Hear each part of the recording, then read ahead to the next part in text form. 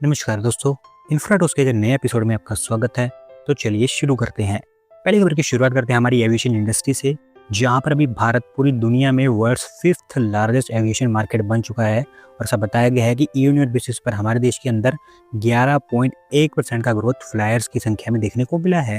दोस्तों 2024 में भारत ने 241 मिलियन पैसेंजर्स को हैंडल किया है, जो ऑटोमेटिकली हमें 5th लार्जेस्ट बना देता है पूरी दुनिया के अंदर। जबकि इससे पिछले साल 2023 में हमने 211 मिलियन पैसेंजर्स को हैंडल किया था।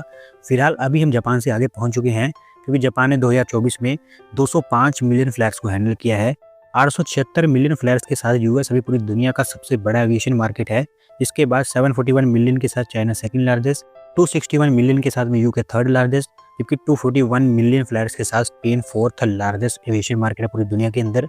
दोस्तों जिस हिसाब से हमारे देश के अंदर चीज़ें ग्रो हो रही हैं, स्पेन और यूके को हम बहुत ही जल्द ओवरटेक कर देंगे।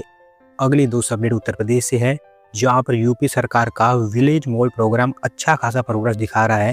और अभी ये डिसाइड हुआ है कि इस प्रोग्राम को यूपी के मल्टीपल विलेजेस के अंदर इंट्रोड्यूस किया जाएगा। तो सब बेसिकली इसका मैं आपको थोड़ा सा कॉन्टेक्स्ट दूं तो यूपी सरकार के द्वारा एक प्रगति मॉल मॉडल पर काम किया जा रहा है, जहाँ पर विलेजेस में रूरल इकोनॉमी को सपोर्ट करने और उनको सेल्फ रिलायंट बनाने के लिए मॉल्स बनाए जा रहे हैं, जहाँ पर अलग अलग दुकानें खोली जाएंगी। इसमें सबसे पहला मॉल रामपुर डिस्ट्रिक्ट के धमोरा ग्राम पंचायत में बनकर तैयार हो गया है। 1.6 करोड़ पीसेस के ऊपर खर्च किए गए हैं और 43 शॉप्स यहाँ पर बनाई गई हैं, जहाँ पर सभी की सभी शॉप्स लोकल विलेजेस को ही दी गई हैं। और क्योंकि इसको अच्छा रिस्पांस दिखा था, तो इसी के चलते रामपुर के मनकारा ग्राम पंचायत में भी इसको लेकर एक सेम टाइप का मॉल सेटअप किया जा रहा है। वहाँ पर नेशनल और इंटरनेशनल ब्रांड्स को भी अलाउ किया जाएगा। 20 शॉप्स यहाँ पर भी बना दी गई हैं और 3 करोड़ पीस इसके ऊपर भी खर्च किए गए हैं। और क्योंकि प्रोग्रेस अच्छा है, तो इसी कारण यूपी के मल्टीपल विलेजेस और डिस्ट्रिक्ट्स में इसको इंप्लीमेंट किया जाएगा।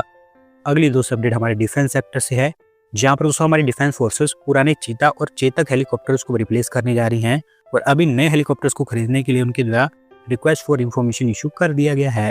दोस्तों यहाँ पर टारगेट है कि 200 के आसपास नए हेलीकॉप्टर्स को खरीदा जाए, जिनके लिए हमारे इंडियन कंपनीज ओईएम्स के साथ में टाई अप कर सकते हैं, जहाँ पर ओईएम्स फॉरेन कंपनीज भी हो सकती हैं। 200 में से 120 हेलीकॉप्टर्स हमारी इंडियन आर्मी के लिए होंगे, जबकि बाकी बचे हुए 80 हेलीकॉप्टर्स हमारी इंडियन एयरफोर्स के लिए होंगे, जो सब इसका इस्तेमाल सर्च एंड रेस्क्यू और सर्विलांस के लिए करने वाले हैं। और दोस्तों मैं भी चाहता हूं कि जल्द से जल्द इन पुराने हेलीकॉप्टर्स को रिप्लेस किया जाए, क्योंकि अभी जो पुराने हेलीकॉप्टर्स हमारी फोर्सेस ऑपरेट कर रही हैं वो काफ़ी ज़्यादा पुराने हो चुके हैं। आए दिन कोई ना कोई एक्सीडेंट देखने को मिलता है। एक बार जब नए हेलीकॉप्टर्स आ जाएंगे तो ये चीज़ें बंद हो जाएंगी। अगली दोस्त अपडेट तमिलनाडु से है, जहाँ पर Indian electronic company Kaynes technology Tamil Nadu के अंदर एक state of the art electronic component facility को सेटअप करेगी। और इसके लिए वो 4,995 करोड़ रुपये की इन्वेस्टमेंट करने वाले हैं।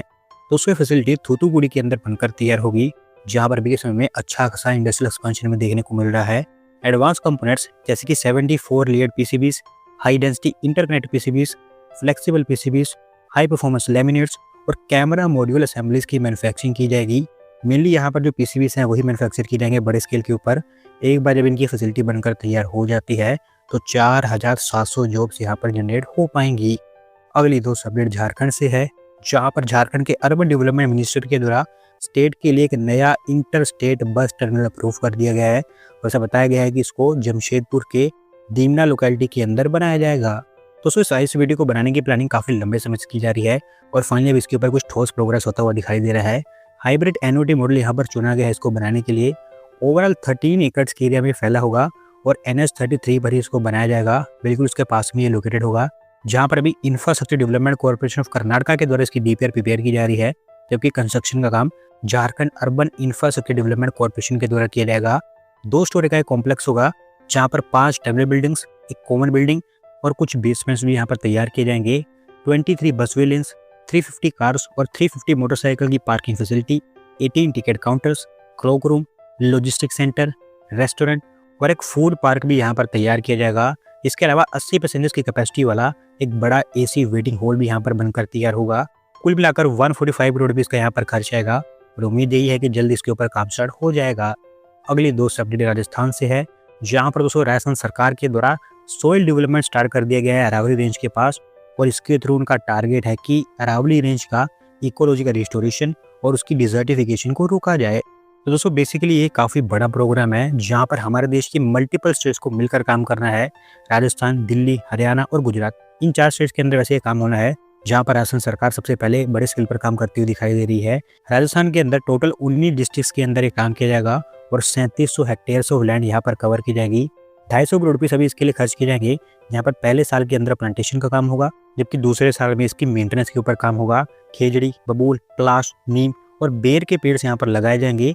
और ओवरऑल कोशिश यही है कि अरावली के पैर लेकर नेचुरल वॉल क्रिएट कर दी जाए, ताकि थार डेजर्ट जो कि लगातार एनसीआर की तरफ बढ़ता जा रहा है उसको रोका जाए। अगली दोस्तों अपडेट उत्तर प्रदेश से है, जहाँ पर दोस्तों यूपी सरकार के द्वारा चित्रकूट लिंक एक्सप्रेसवे के लिए लैंड एक्विजिशन को अप्रूवल दे दी गई है यूपी एडा को।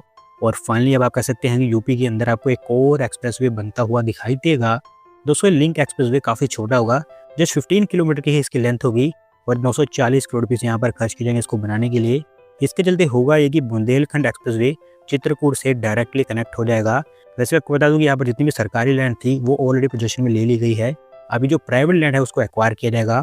190 करोड़ रुपये के आसपास यहाँ पर खर्च किए जाएंगे लैंड एक्विजिशन के लिए।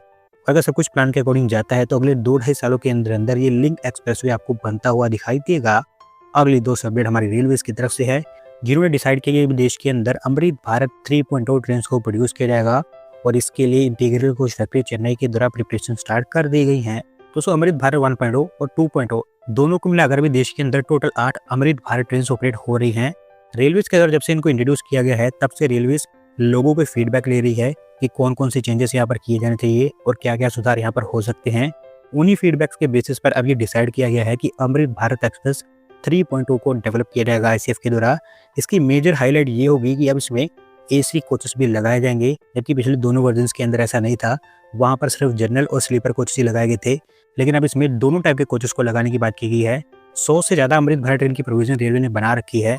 देखना यही है कि एक्चुअली यहाँ पर कितनी प्रोड्यूस हो पाती हैं। अगली दोस्तों अपडेट भी हमारी रेलवे की तरफ से है, जहाँ पर पहली हाइड्रोजन ट्रेन को लेकर सक्सेसफुली लोड टेस्ट कंप्लीट कर लिए गए हैं और इंटीग्रल कोच फैक्ट्री चेन्नई के द्वारा बताया गया है कि वो जल्द इसको उनकी फैक्ट्री से रोल आउट कर देंगे। दोस्तों देश की पहली हाइड्रोजन ट्रेन अभी क्योंकि ऑलमोस्ट बन चुकी है, तो अब रेगुलर बेसिस पर यहाँ पर हमें अपडेट्स देखने को मिल रही है। रेलवे के प्री प्लान के अकॉर्डिंग 10 कोचेस की एक ट्रेन यहाँ पर प्रोड्यूस की जाएगी कुल मिलाकर, जिसको बनाने के लिए 118.24 करोड़ रुपये खर्च किए जाएंगे। सबसे पहले जींद सोनीपत सेक्शन के ऊपर इसकी टेस्टिंग की जाएगी और उसके लिए जींद स्टेशन पर एक हाइड्रोजन फ्यूलिंग स्टेशन भी रेलवे के द्वारा सेटअप कर दिया गया है। देखते हैं कि किस दिन इसको रोल आउट किया जाता है। अगली दोस्तों फिर से अपडेट तमिलनाडु से ही है, जहां पर तमिलनाडु सरकार के द्वारा 1938 करोड़ रुपये के और इन्वेस्टमेंट प्रपोजल्स को अप्रूवल दे दी गई है और इसके थ्रू तमिलनाडु के अंदर 13,409 नई जॉब्स जनरेट हो पाएंगी। तो दोस्तों ये investment electronic manufacturing, engineering design, technical textiles, renewable energy R&D, IT, food और एग्रीटेक के एरिया में आते हुए दिखाई देगी। पेपल और अमेरिकन एक्सप्रेस जैसी जो कंपनीज हैं वो भी यहाँ पर उनकी इन्वेस्टमेंट करने वाली हैं। दोस्तों आज की वीडियो में बस इतना ही। अगर आप अपनी तरफ से अपडेट सबमिट करना चाहते हैं तो डिस्क्रिप्शन में दिए गए लिंक पर क्लिक करके सबमिट कर सकते हैं। और अगर आज की वीडियो पसंद आई हो तो वीडियो को लाइक करें, चैनल को सब्सक्राइब करें। धन्यवाद वीडियो को देखने के लिए।